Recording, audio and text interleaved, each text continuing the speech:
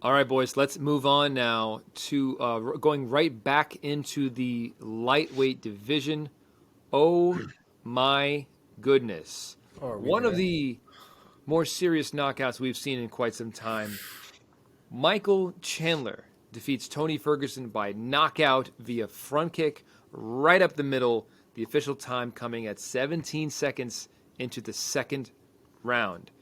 Mark, let me start with you. Give us your assessment first of the first round and then of the finish and your impressions of both of these gentlemen overall. Uh, 32 pro fights plus tough fights, 15 years of fighting, and Tony Ferguson finally experiences what it's like to get knocked out. And my God, you can't get knocked out worse than that. That is about as bad as it gets. There was a while where Tony didn't even move, but thankfully he's okay. Michael Chandler is now the owner of the nastiest front kick KO in MMA history, in my opinion. I put that over Anderson, Yep. over Cheeto, over Lyoto, others. That was devastating. And what a win for Michael Chandler, man. And as for the first round, he got tested early. Michael Chandler's chin can be found. We know this. Even back in Bellator, we knew this. He's hittable, he's hurtable, but he's a dog, and he's really, really hard to put away. But he had to scrap in round one. Even after he got the takedown and he was on top, Tony was piecing him up with elbows from the bottom. I mean, it looked like vintage Tony in there, to be Yeah. honest. Yeah. And Tony somehow didn't even look as slow as he has in other fights recently. Like, he was hanging with Chandler every step of the way, and he looked like he was loving it. You started to get that feeling of, like, that old Tony feeling, like, shit, are we seeing this? Like, is he really going to drown Chandler in some pressure here as this fight goes on? And then they come out for round two, and boom, so much for that thought. Tony gets folded like a lawn chair. Michael Chandler's doing a backflip routine around the cage.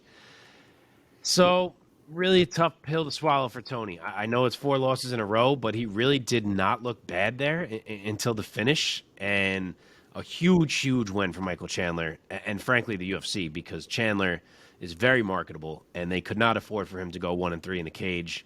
So that was big for them. And that man can cut a promo, too. Good God. I think he must have practiced that one in the mirror a couple dozen times, but he nailed it. Yeah, man. Whenever Chandler decides to hang it up, I think he has a long career ahead of him in either commentary or something like that. Because he's a charismatic guy. He's great on camera. He's great on a mic. But he's also Motivational great in the speaking. cage. And now is the owner of a second career highlight in the UFC, his second knockout, and probably his best, maybe of his whole career.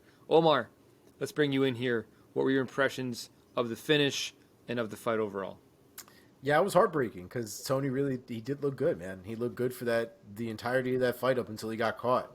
And I kept looking back at that finish, and it seemed to me like he was either trying to catch a kick or trying to like catch and then counter off of a kick, and he just missed completely. He misread the kick totally, and he borderline ran into that kick too with his whole face.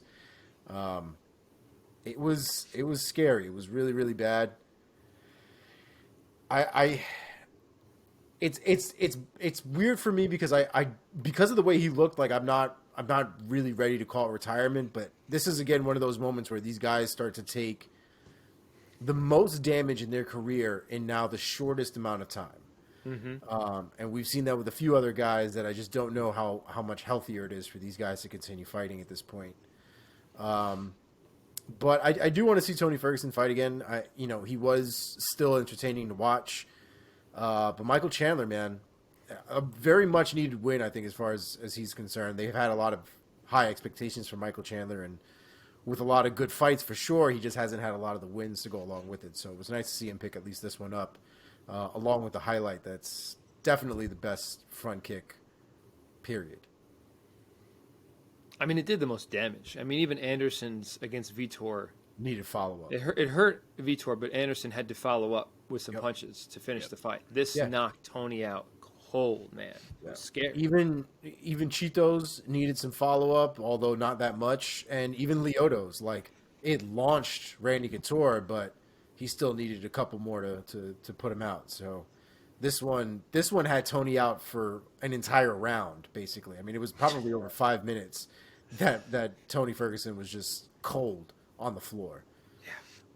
It was concerning. It really was. And you could see when he got up, there's like one thing that almost every fighter that's been in that situation kind of says recurringly, which is, what happened.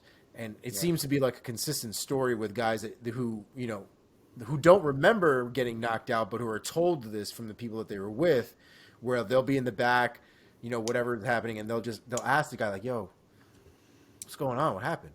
And he's like, "You got knocked out, but like we're getting ready to go to the hospital." He's like, "Oh, all right." A few minutes go by, 10 minutes, 15, whatever. "Yo, what happened? What's going on?" And like that'll go on for a while because of the concussion and stuff that they have. Yeah, they keep forgetting. If you go back and you watch the aftermath of that, there's this glazed ass look that Tony has over his eyes. Chuck Liddell was trying to talk to him after the fight and stuff like that. Tony didn't even look like he knew what the fuck was going on. Didn't even look like he knew that he was walking. Just one of the most like pure instinct looks I've ever seen in my life. Yeah. So it was glad, side note, he is good. They did do CT scans on him for any kind of permanent brain injuries or anything like that, and he seems to be in the clear. I know he's like posted images of him at home and training and stuff like that again, so he seems to be fine and in good spirits, but by far one of the worst knockouts I think we've ever seen. Yeah, man. Omar, staying with you, put that matchmaker hat back on. At lightweight, one of the most, if not the most stacked division in the promotion. Tony Ferguson is ranked, I would say, somewhere in high top 10, or maybe now a little bit outside of the top 10, depending on where you have him. Mark, I would love to know where you have him at this point in the Prio rankings. What do you do with Tony next, Omar? I have him 8 in the Prio rankings. I mean, 8 counting Oliveira as the champion. If we're counting Oliveira as 1, then I have Tony 9. If you know what I mean. Of course. So... oh, you asked Omar? I thought you asked me. My fault. So I know we've been throwing this man's name out like a hooker, but hear me out. Conor McGregor. Let's go. I think this might be the right one for him because Tony is right where McGregor is in the rankings, or should be in the rankings, give or take, right? And they're coming off of losses, especially both of them coming off of bad losses. One shattered his leg, one got like knocked out into another dimension. And I think at this point, that's a fight that we wanted to see years ago at this point, that we never got a chance to because McGregor ended up going to boxing and all this other shit, and then never really came back to the lightweight division the same way and all this other stuff. So, and he's also got a name to go along with it. So it's not somebody that Conor would be like, why would I fight this guy? Right. Tony Ferguson is very much a guy that he could, stack a marquee on and really sell some pay-per-views to work in his favor. So I think that fight makes total sense, and I think that fight is 100% a banger, and stylistically, that one doesn't concern me as much as some of the other ones in the lightweight division. Totally. I mean, Conor must be like, why would I fight a Rafael Fiziev? Why would I fight a Gamrot or a Gillespie? Oh, he won't. He won't. He never will. Yeah. He probably never will. Any of those kinds of guys. But Tony Ferguson coming off of four straight losses. Yeah, I was just going to say that. I don't think he'll fight Tony either. I'm down. I like the logic. I think it'd be cool. I think Conor's like, I'm not fighting a guy who just lost 4 in a row, because he still thinks he can fight for the fucking title right now if he wants to. I was just going to bring that up too. Just like we've also this past week or two been hearing things of like, oh, now that the title's vacant, perfect for Conor to step in. It's like, what are we talking about? Yeah. All right, Mark, what about you? Put that matchmaker hat back on. What do you got next for El Cucuy? I don't hate going that route. I'll go a very different route, which is assuming he can't get a fight like that, which is the step down route. I think it's time. Again, he didn't look bad. I think he definitely deserves a chance to prove himself, but I think you got to take a little step back here. You might think this is too much. I'm going Bobby Green. Bobby Green deserves a big fight, in my opinion. That matchup sounds like guaranteed fireworks. It's a guy who probably is not going to flat out KO Tony Ferguson. So Tony gets to maybe be in there for 15 minutes. Honestly, I might even make that a main event on a fight night to convince Tony to take it, and you let Tony be in there maybe for even 25 minutes, try to get some flow and rhythm back to his game. I think I'd go with something like that. And if Tony can't beat a guy like that, maybe you're saying, all right, this is probably over.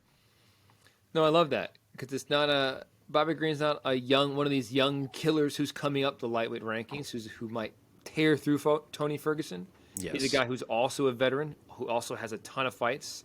Bobby Green, 29-13 as his record. Yeah, I mean, of course, after beating Nasrat Haqparast, he stepped up on super short notice and kind of got run over by Islam Makhachev, of course. So yeah, maybe as a sort of a makeup, the UFC is going to be like, here's Tony Ferguson, one of the biggest names in the division. That fight would be fireworks. I love it. Love it. What about Mr. Iron Michael Chandler? Mark, let me stick with you. Where are you going next with Chandler? I'm having a hard time with where I'm going next with Chandler. Conor or Dustin obviously works. It feels like Chandler is going to be in a huge fight. Yeah. It's so hard to gauge what Conor is doing right now, what Dustin is doing right now. So, it's hard to know if either of those would even happen. I mentioned before, if Islam does get a straightaway title shot, you could give Dariush to Gaethje. I guess you could also give Dariush to Chandler. That might even make more sense than Gaethje at this point. So that's an option too. But yeah, I don't feel like there's a perfect name to say, this is who I bet Chandler's going to fight next. I feel like it's very up in the air. Okay.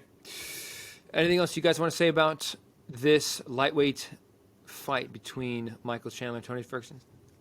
This is the fight you watch twice, not that other bullshit. This is the fight that you watched twice. All right. Last weekend, we're going to step